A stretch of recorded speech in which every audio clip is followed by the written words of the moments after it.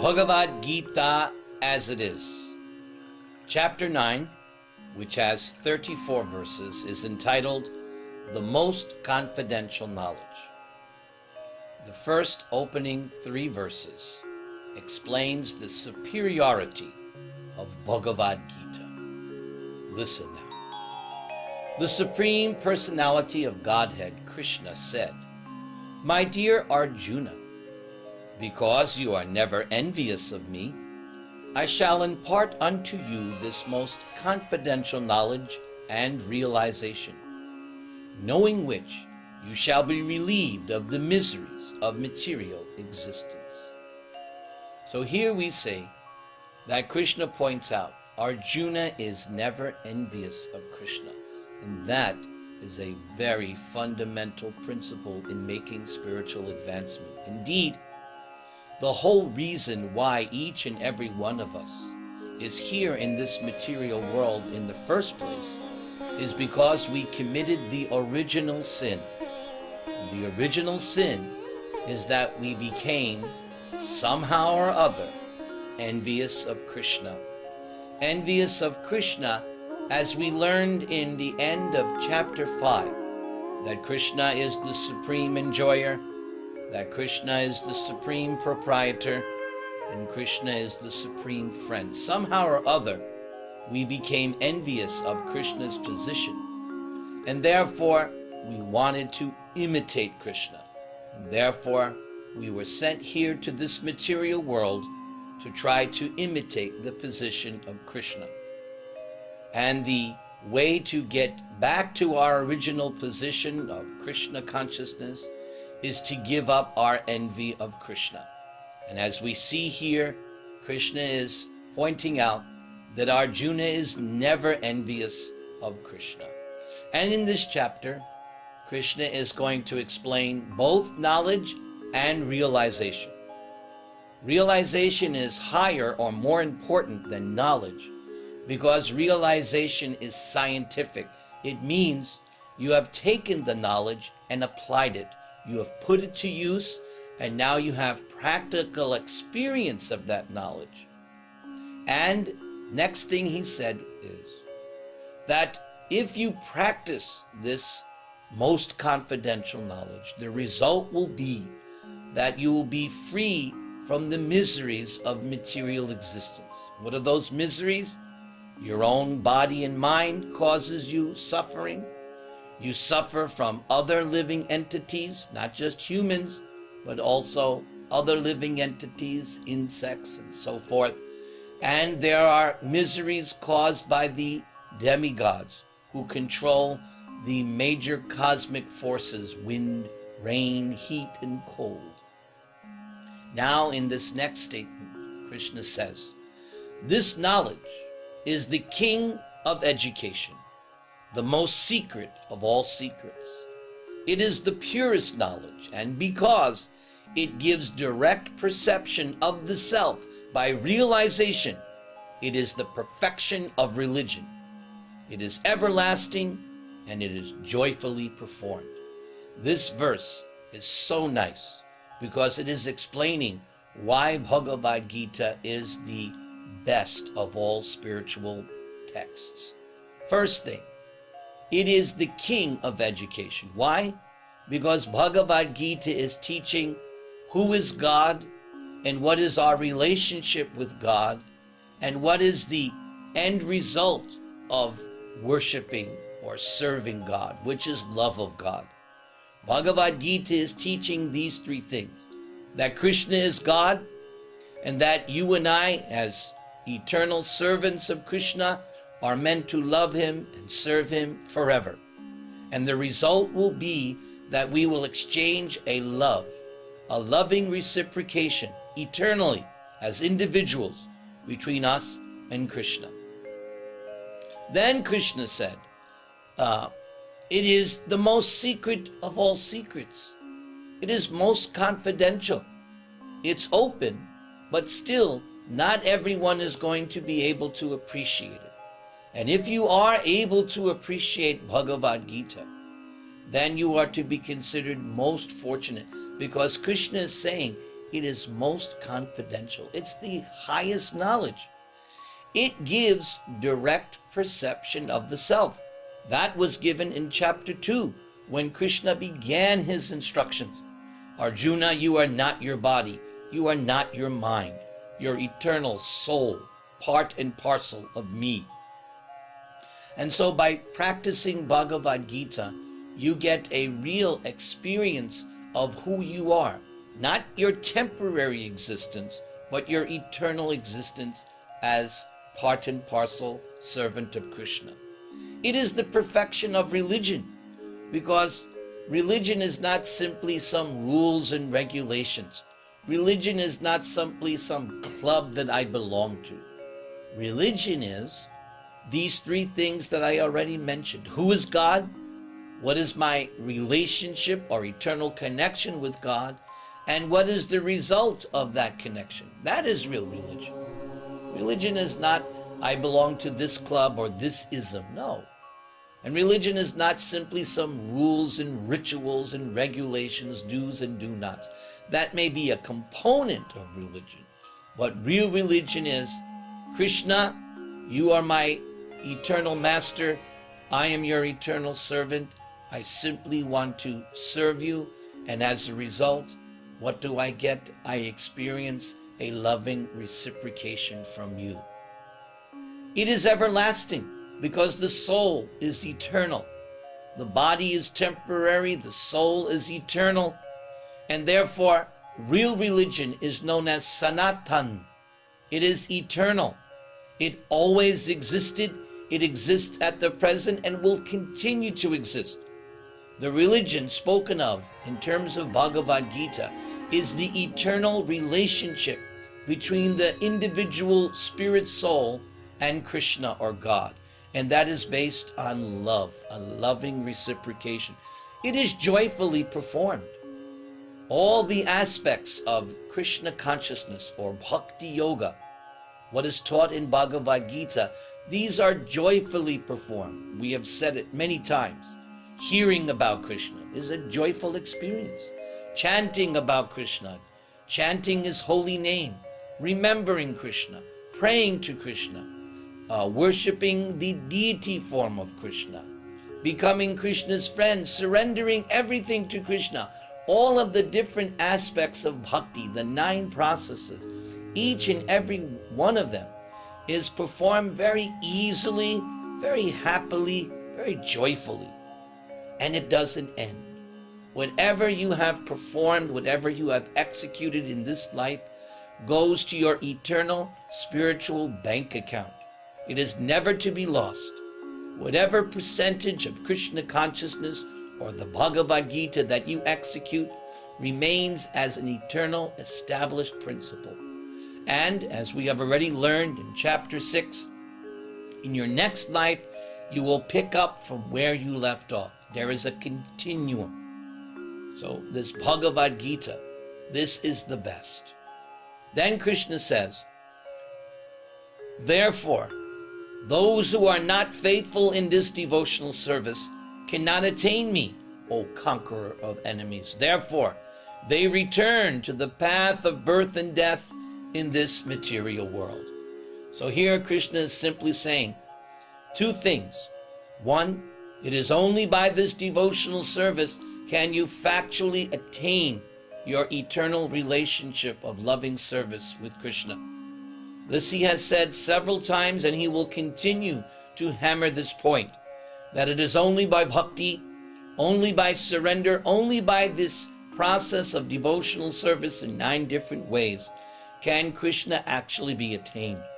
And until that is there 24/7, until one is completely, eternally engaged in Krishna's service, then you will have to come back and take birth again and again until you come to the point of unmotivated and uninterrupted devotional service or love of Godhead.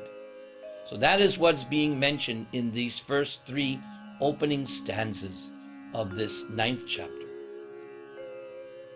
In the next section, which is verses 4 through 10, Krishna will explain a concept known as simultaneously one and different. This philosophy was propounded specifically by Krishna in his most recent incarnation as Sri Krishna Chaitanya Mahaprabhu, who appeared 500 years ago in India and taught the Hare Krishna movement.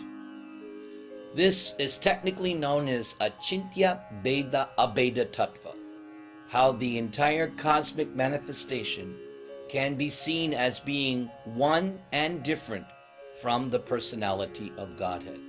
Let's see what Krishna has to say. By me, in my unmanifested form, the entire universe is pervaded. All beings are in me, but I am not in them. And yet, everything that is created does not rest in me. Behold my mystic opulence. Although I am the maintainer of all living entities, and although I am everywhere, I am not a part of this cosmic manifestation, for myself is the very source of creation. Understand that as the mighty wind blowing everywhere rests always in the sky, all created beings rest in me. O son of Kunti, at the end of the millennium, all material manifestations enter into my nature, and at the beginning of another millennium, by my potency, I create them again. The whole cosmic manifestation is under me. Under my will, it is automatically manifested again and again. And under my will, it is annihilated at the end. O Dhananjay, all this work cannot bind me. I am ever detached from all these material activities, seated as though neutral. This material nature, which is one of my energies, is working under my direction. O son of Kunti, it is producing all moving and non-moving beings. Under its rule, this manifestation is created and annihilated again and again. So, to put all of this in perspective, Krishna is explaining that here we are in this material world, originally the living entity being part and parcel of Krishna is in the spiritual world, but right now, due to envy, we find ourselves in this material manifestation.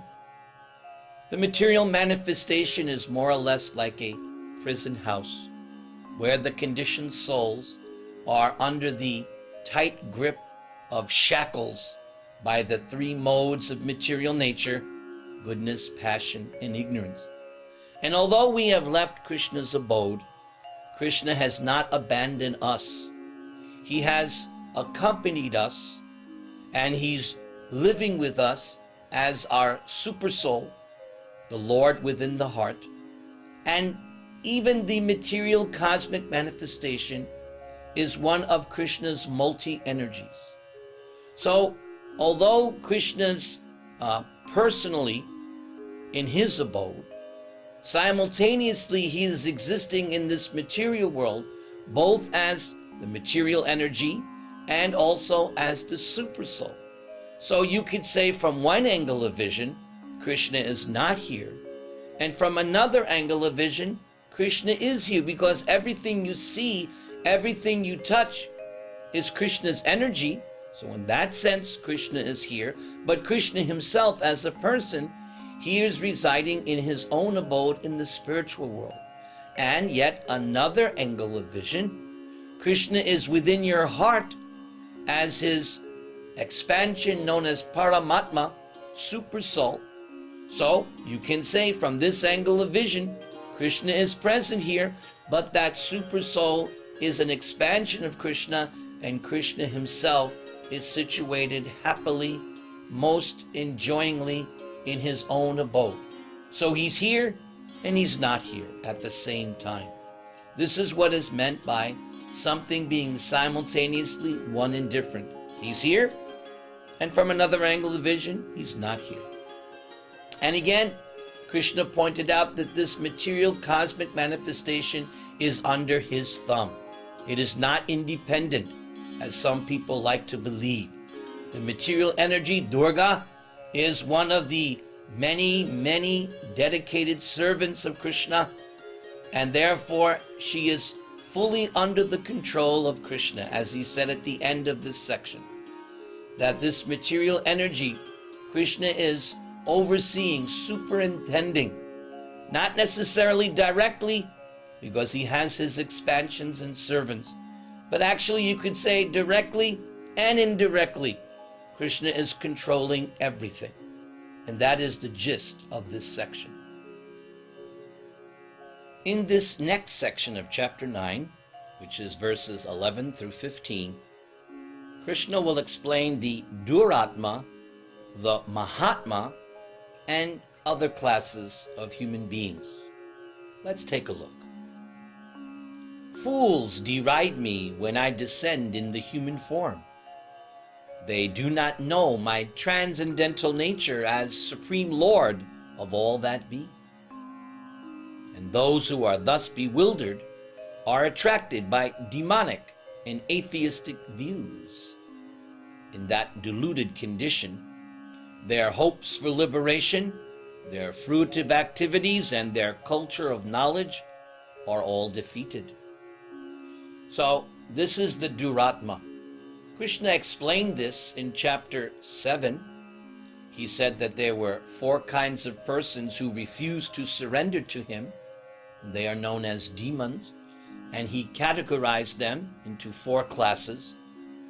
And here he goes further, that sometimes Krishna will appear in the human form as Krishna himself, but because Krishna is appearing like, and that's the very important word, like or looks like a human being, they cannot accept, they cannot believe that Krishna is the supreme God of all gods. And therefore, again, continuing their envy which began when they left the spiritual world, the conditioned living entity acting as a demon refuses to love and serve Krishna, and therefore mocks or derides Krishna, not accepting that he is the Supreme Personality Godhead, the God of all other gods.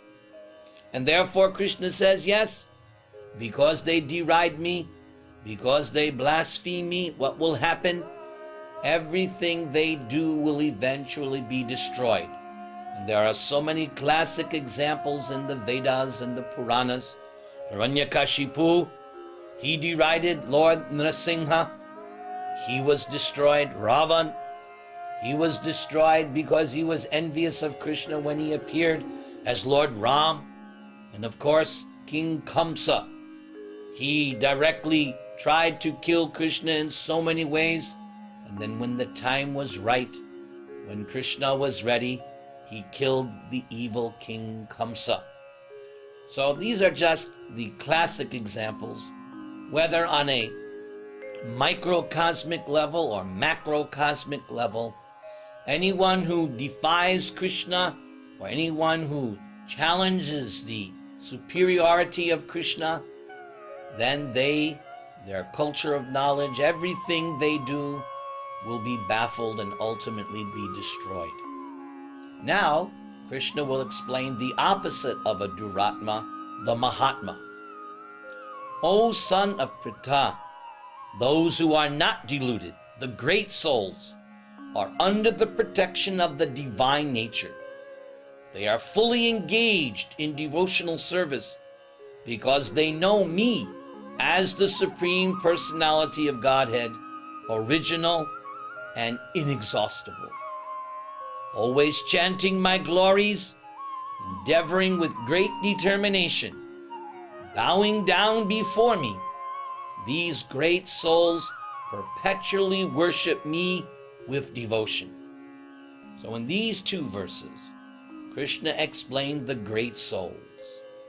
The Duratma, the demon, he or she is under Krishna's external energy, and therefore they're under the influence of the illusory energy. But the Mahatma, or great soul, he's under the protection of Krishna's divine spiritual energy.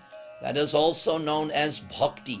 Devotional service is the internal potency of Krishna. The material energy is the external potency. So the demon, the Duratma, he takes shelter, he must take shelter of the material energy. You only have two choices. You're either going to take shelter of the material energy, or you're going to take shelter of the spiritual energy. Those are your two options as a living entity. The Mahatmas, they take shelter of the internal spiritual potency, also known as Mother Hara. When we chant Hare Krishna, Krishna Krishna, Hare Hare, Hare Rama, Rama Rama, Hare Hare, we are taking shelter of the divine spiritual energy. And therefore we are protected by Mother Hara. Now Krishna also said what were the activities of the Mahatma, because he must perform spiritual activities. This we learned in chapter 3 and chapter 4 and chapter 5. That devotional service, bhakti yoga, means spiritual activity. And therefore they are chanting, they are working for Krishna, they are serving Krishna, they bow down to Krishna, they do everything for Krishna. And Krishna says they perpetually worship him. Not just one day a week. We see some religions, people go to the temple or church or mosque one day a week. But not the real Mahatma. 24/7, 365. Perpetually, life after life, the devotee wants to love and serve Krishna.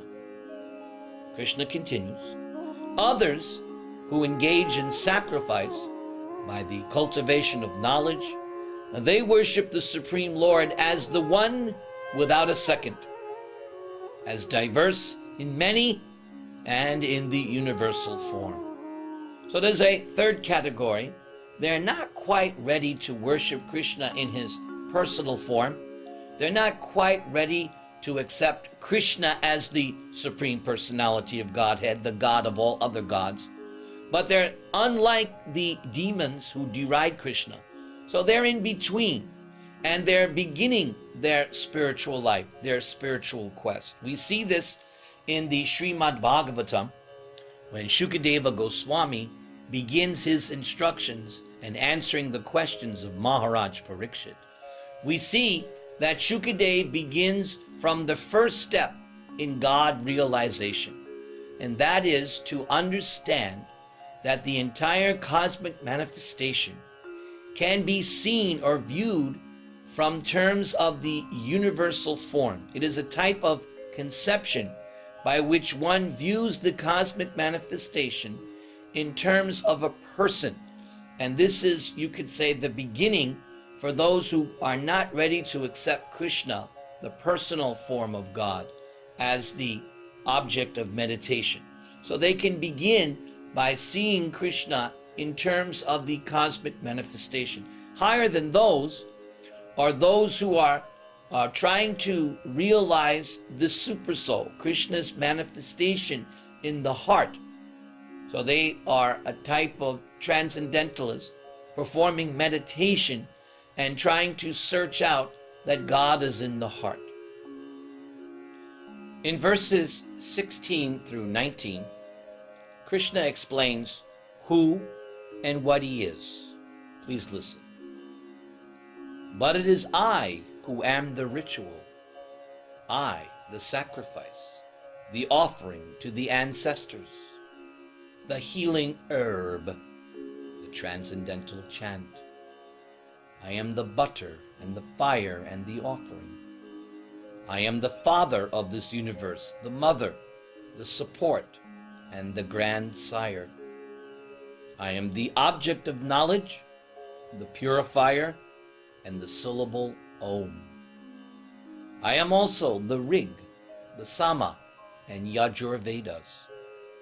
I am the goal, the sustainer, the master, the witness, the abode, the refuge, and the most dear friend.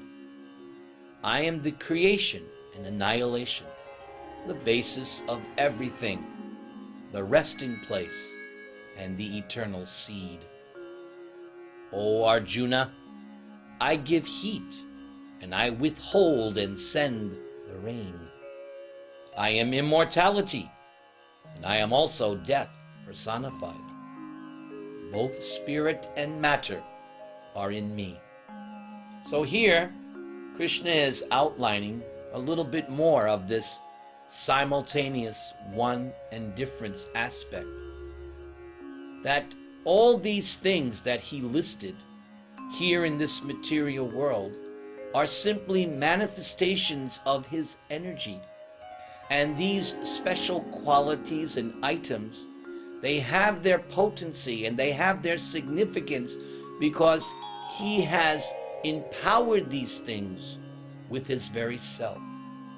So we should not misunderstand that these things are exactly the same as Krishna, because Krishna still has his individual existence as a separate entity who resides in his own abode. But we should keep in mind that all these different things that we just heard are manifestations of Krishna's potency. This will continue in the next chapter, which is known as the Vibhuti Yoga chapter, where Krishna will explain about 81 different things that he has placed his potency in the material world. Here he was giving a sampler. In the next 2 verses, Krishna explains what happens to those who worship the Vedas. Those who study the Vedas and drink the Soma juice, seeking the heavenly planets, worship me indirectly. Purified of sinful reactions, they take birth on the pious heavenly planet of Indra, where they enjoy godly delights. And after they have thus enjoyed vast heavenly sense pleasure, when the results of their pious activities are exhausted, they return to this mortal planet again. Thus, those who seek sense enjoyment by adhering to the principles of the 3 Vedas achieve only repeated birth and death. So, Krishna mentioned this previously in chapter 2, when he told Arjuna that the Vedas mainly deal with the 3 modes of material nature, and that Arjuna should transcend. So here he goes into more detail. That yes, there is a path, karma kanda, by which you follow the rules and regulations and austerities. But what is your result? Yes, you get to go to the heavenly planet and enjoy just like a demigod, where there is fantastic sense gratification. Indeed, in the Srimad Bhagavatam, in the 11th canto, when Krishna is speaking the Uddhava Gita, he explains a little more detail of what it's like to live your life in the realm of Indra. He explains that you're always feeling very jubilant, and you go on excursions in your own private airplane, and you're surrounded by beautiful damsels that are chanting your glories, and you get to enjoy uninterrupted sense gratification in very nice heavenly gardens, and your worship, and you think, I am enjoying so nicely. But what did Krishna point out here? You can only stay in this so-called vacation in the heavenly planets to the extent of the pious activities you performed on earth. And when the results are exhausted, because as you enjoy, you're exhausting your pious bank account. And when you've enjoyed fully, and when your pious bank account is exhausted, what did Krishna say? You take birth again here on planet Earth. And If you like, you can do it again, perform austerities and penances, and again go to the heavenly planets, but you can't stay there forever. Even the demigods, Indra himself and others, they can't remain there forever. Everything in this material world, Krishna already pointed out, limited, temporary. So Krishna said, what did you really achieve by following the Vedas for the materialistic end, karma kanda? What you really got is repeated birth and death. Now, in verses 22 through 27, Krishna will go into an analysis of the term worship. Please listen. But those who always worship me with exclusive devotion, meditating on my transcendental form, to them I carry what they lack and I preserve what they have. This is a very important verse of Bhagavad Gita. Notice he said exclusive devotion. This is required. If you want Krishna's protection, then you have to worship him exclusively. Your devotion and love cannot be to many persons. It has to be to Krishna alone. And how can you get to that stage? You have to become convinced by reading Bhagavad Gita that Krishna is the supreme God of all other gods, second to none. When that is there, when you are convinced that Krishna is God without any second or competitor, then you are able to come to the stage of exclusive devotion. Now look what Krishna says. As a result of worshiping him exclusively, if you need something, if you're lacking something, he's got it. He'll give it to you. And if you have already achieved something or attained something, Krishna maintains and protects that also. Just see how nice Krishna is with his devotee. Then he continues, those who are devotees of other gods and who worship them with faith actually worship only me, O son of Kunti, but they do so in a wrong way. Yes. Krishna admits that most people, they are not accepting him as supreme. So they have other gods or goddesses which they think are the supreme, whom they worship. And Krishna is saying, yes, you could say indirectly it's a worship of me, because these demigods and demigoddesses are simply Krishna's servants and representatives, and they're getting their potencies and attractive abilities from Krishna only. They're not separate or independent. So Krishna is saying it's simply a matter of reference. One who is intelligent will understand that these other gods are not separate and independent of Krishna. And by reading Bhagavad Gita, one comes to the understanding that Krishna is supreme. So they're worshiping Krishna indirectly. It's not the real thing. The real thing he mentioned already. Exclusive devotion to him. Now he continues. I am the only enjoyer, and I am the only master of all sacrifices. Therefore, those who do not recognize my true transcendental nature fall down. So here Krishna is emphasizing, you had better accept him as the Supreme Personality of Godhead, because if you don't, you are going to fall from your position. Those who worship the demigods will take birth among the demigods. Those who worship the ancestors go to the ancestors. Those who worship ghosts and spirits will take birth among such beings. Those who worship me will live with me. So, it is not all one. Some people misled by bogus gurus and false sadhus who preach it doesn't matter, you worship any god or demigod, we're all going to go to the same place. Krishna doesn't say that. Krishna is very clear here. Whatever or whomever you worship, that's where you're going to go in your next life. You worship demigods, You're going to go to their abode. You're going to worship your ancestors. That's where you will go. If you worship ghosts and spirits, and we see this, there are many such people in the world where they practice this worship of ghosts and spirits. That's where you will go, to their abodes. And then Krishna clearly says, you worship me, you will come with me. You will live with me. So the choice is yours. Whatever you are worshiping, whatever consciousness you are harboring, that is going to determine your next life. He already said this in chapter 8, when he explained to Arjuna, at the time of death, whatever you're thinking of, that will determine your next life. So better to think and serve of Krishna, because at the time of death, if you've practiced, Krishna again said here, you will come and live with me.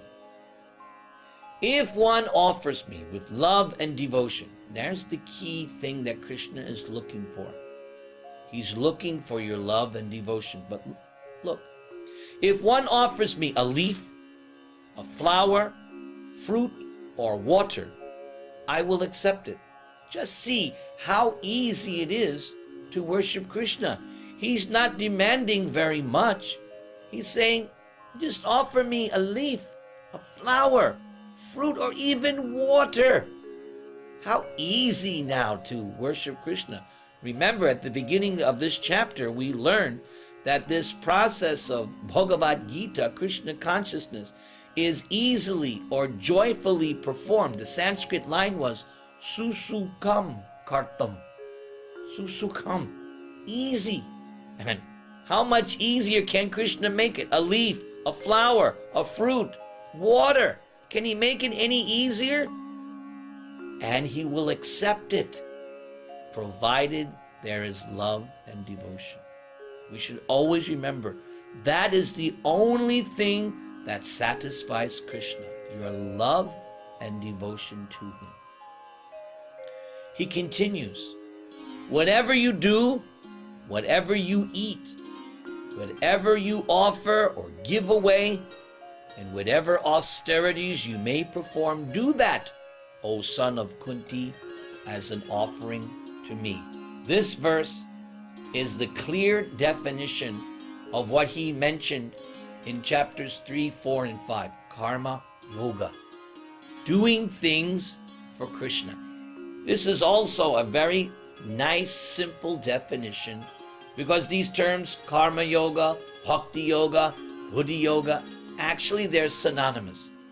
Once one is convinced that Krishna is the object and the goal, then one should understand, as he said earlier, exclusive. So exclusive, here's how to be exclusive. Whatever you're doing, you have to do something. We learned in chapter 3, the soul is active, either in the conditioned state or liberated state. So, since you're eternally active, whatever you're acting, do it for Krishna. Everybody has to eat, so before you eat, offer it to Krishna. Everyone is going to give something away at some time or other, then give something to Krishna or Krishna's movement. And everyone will be forced by circumstance to perform some austerity or penance. Krishna says, do it for me. And the benefit for you will be unlimited, because Krishna carries what you lack, he preserves what you have. Therefore, the intelligent person does everything for Krishna. And this is what we mean by Krishna consciousness, doing everything and not holding back. Krishna is not so much concerned with what you have already done and given. He's more concerned with, what are you holding back? He wants all of your love so that he can reciprocate fully. Remember what he said in chapter 4. As they surrender unto me, I reward them accordingly. So if you're holding back, then Krishna is also going to hold back, because he does not interfere with your free will. You only want to love Krishna 10%, Krishna will reciprocate 10%. Because that's all you want from Krishna. So he doesn't interfere with your free will. And if you give Krishna 100%, then Krishna will reciprocate 100%. The atheist doesn't want to give anything to Krishna, so his surrender to Krishna is 0%. Therefore, Krishna reciprocates 0, and therefore for the atheist, his reciprocation with Krishna is via the material energy. And we've been hearing a lot in this Bhagavad Gita, this material energy. It's not such a nice deal. But if you give everything to Krishna, then Krishna will give everything to you. The choice is yours. How much do you want to give to Krishna? Think about that. How much do you want to give to Krishna? And now for the final section of chapter 9, verses 28 through 34, the glories of Krishna's devotees. In this way, you will be freed from the bondage to work and its auspicious and inauspicious results. This is significant because a lot of people, they don't mind becoming free from inauspicious work, but they're still attached and they want to enjoy their materially auspicious work. So this question is sometimes raised. Why is Krishna saying that you become free from the bondage of auspicious work? Because if you have auspicious material work and you want to enjoy the fruits, you have to come back to the material world in your next life in order to enjoy it. So if Krishna didn't do that, he wouldn't be fully reciprocating. When he takes away both auspicious and inauspicious results, that means now you are eligible to enter his abode. But if you want to hold on to your auspicious results, then you can't go to his spiritual abode. You have to come back and take birth again. With your mind fixed on me, with this principle of renunciation, you will be liberated and come to me. So this is what liberation means. Liberated both from good and bad material reactions. I envy no one, nor am I partial to anyone. I am equal to all because, from Krishna's perspective, everyone is his child. Krishna does not hate one child and love another. We're all his children, equally so. We all come from him, both the good and the bad. Good and bad is our choice, not Krishna's. Krishna loves every one of us, so he is equally to everyone. Now listen. I am equal to all, but whoever renders service unto me in devotion is a friend, is in me, and I am also a friend to that person. This is natural because Krishna is a person. Just look at yourself. You probably consider yourself also equal to all. But if someone shows you special attention, don't you naturally show special attention to that person?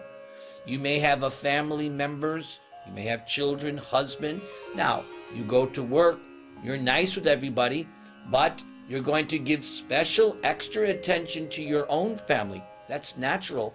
Why shouldn't Krishna be the same? Krishna is a person. He's equal to everyone. He's ready to reciprocate with everyone. But again, he doesn't interfere with your independence. And if you don't want to love Krishna, Krishna says, okay, you don't have to love me. Why shouldn't Krishna then spend more time and attention with those who actually love him? He's a person. Now he continues. Even if you commit the most abominable action, if you are engaged in devotional service, you are to be considered saintly because you are properly situated in your determination. Now we should not misunderstand what Krishna is saying here. It's not because I am a devotee of Krishna then now I am free to do anything and everything. That's not what Krishna is saying. Krishna is saying here that you may be a beginner, worshiping him, becoming his devotee, and by accident or because of bad habit, bad conditioning, or because of bad association in terms of circumstance, you may violate Krishna's rules and regulations. You may, as he said here, commit the most abominable action. But Krishna is so kind and loving with his devotees, he doesn't reject them or abandon them.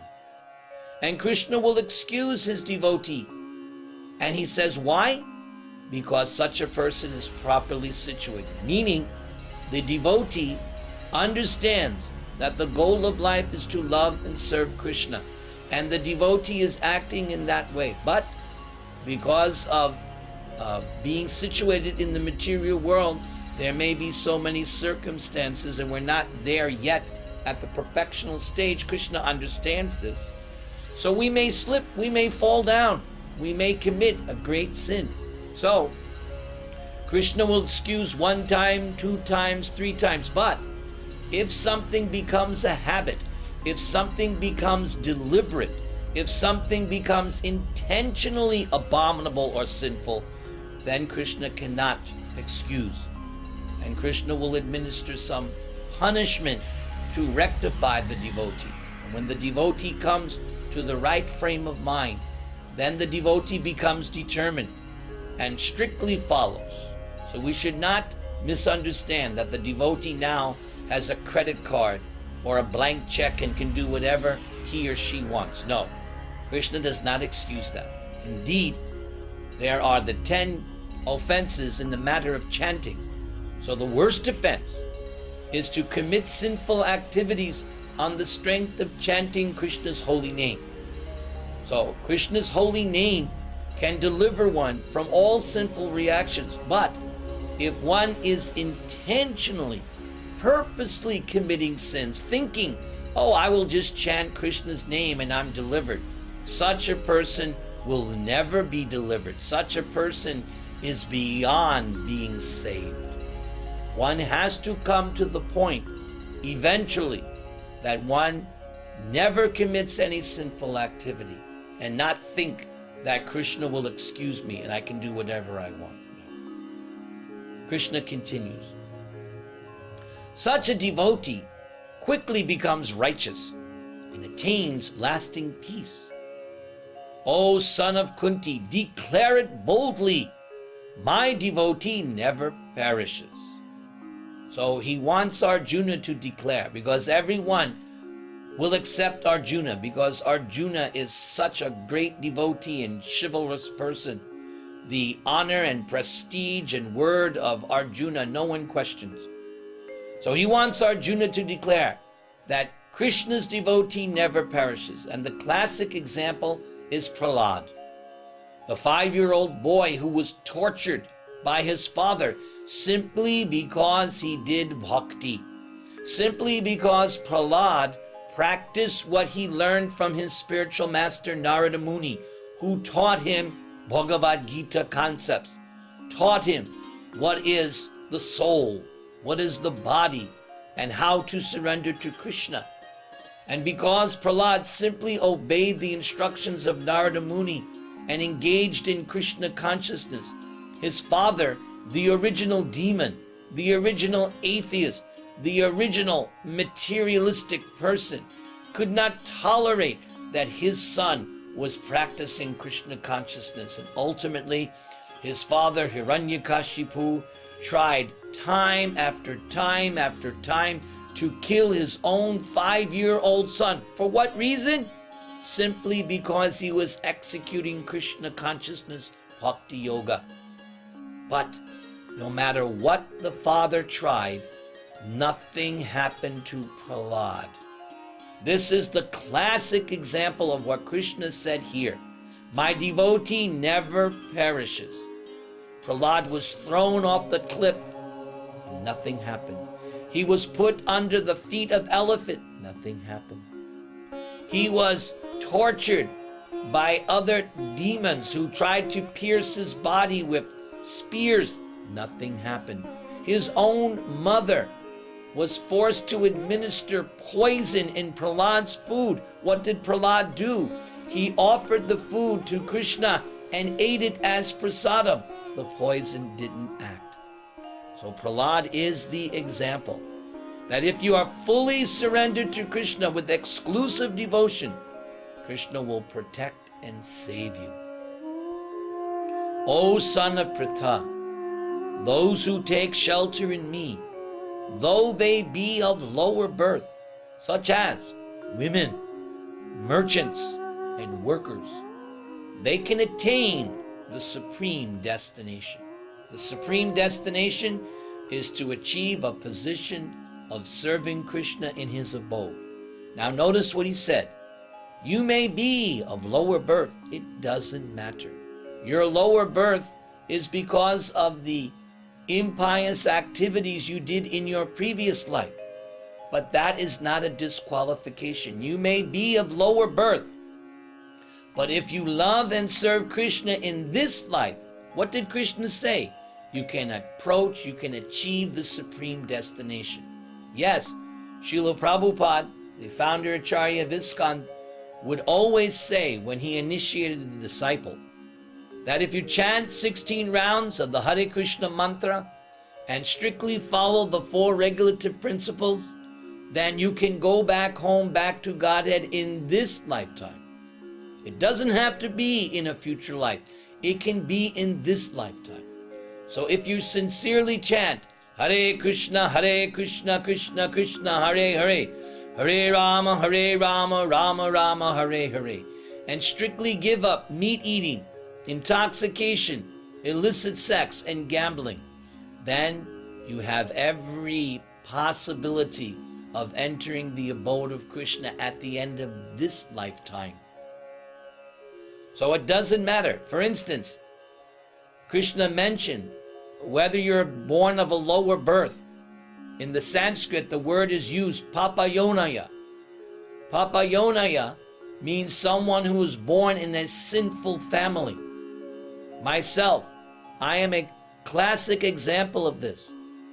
Not having taken birth in a Hindu family, I was born in a family of Malecha Yavana. This is considered a very sinful birth, papayonaya. Indeed, one time Srila Prabhupada was using me as an example of papayonaya.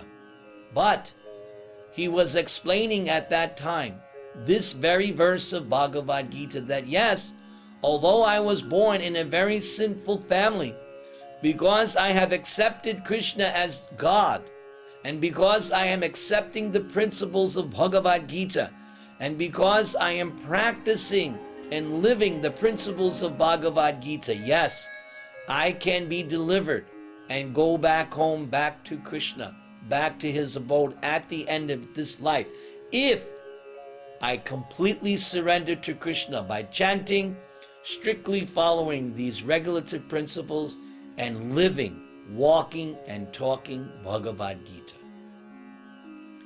How much more so this is true of the righteous Brahmins, the devotees, and the saintly kings. So, if the fallen personalities can achieve the perfection, then it should be that much more easier for those who are highly situated. Therefore, having come to this temporary, miserable material world, engage in loving service unto me. So here Krishna once again certifies, this material world is no place for a gentle man or gentle woman. It is a temporary existence because you have to change your body, and it's miserable. Now, some people think that hell is heaven and heaven is hell. Though this material world, according to Krishna, is not a nice place. He says it's miserable. And I believe Krishna because he created it. He ought to know. So I believe Krishna when he says this material world is miserable. And I am now 56 years old. And my experience also in these years also confirms, yes, Krishna, you are right. This material world is certainly miserable. Now the final verse of this chapter, a verse that will be repeated towards the end of Bhagavad Gita in chapter 18. So therefore, it is one of the most, if not the most essential verse of Bhagavad Gita, because it's giving you Krishna's ultimate instruction. Please listen. Engage your mind always in thinking of me. So this is the first thing, thinking of Krishna. Become my devotee. Offer obeisances to me and worship me. Being completely absorbed in me, surely you will come to me. This is Krishna's guarantee. If you do these things, you will achieve Krishna. You will achieve your loving relationship with Krishna. And what is he asking you to do? Just think of him. And how can you think of Krishna? Very easy. You can chant the Maha Mantra, Hare Krishna, Krishna Krishna, Hare Hare, Hare Rama, Rama Rama, Hare Hare.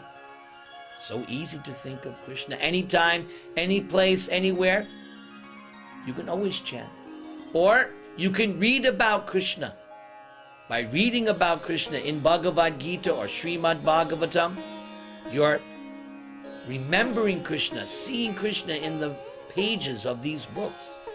Everyone can worship Krishna by installing the deity in their home or going to the temple. Everyone can bow down to Krishna. It's not difficult. Krishna says it is joyfully perform all these activities, thinking of Krishna, remembering Krishna, worshiping Krishna, hearing about Krishna. Easy. And what will you get in return? You will get Krishna. Therefore, the essence of Bhagavad Gita, spoken in this verse, is that one should become Krishna's devotee. And we already explained that. Becoming Krishna's devotee simply means do everything for Krishna. When you get up in the morning, begin your day by offering it to Krishna. My dear Lord, I offer this day to you. Or even more simply, throughout the day, as much as possible, you can think and remember Krishna simply by chanting his name. Why don't you chant along with me right now, everyone who's watching this DVD. Hare Krishna, Krishna Krishna, Hare Hare, Hare Rama, Rama Rama, Hare Hare. And that ends chapter 9 of Bhagavad Gita as it is.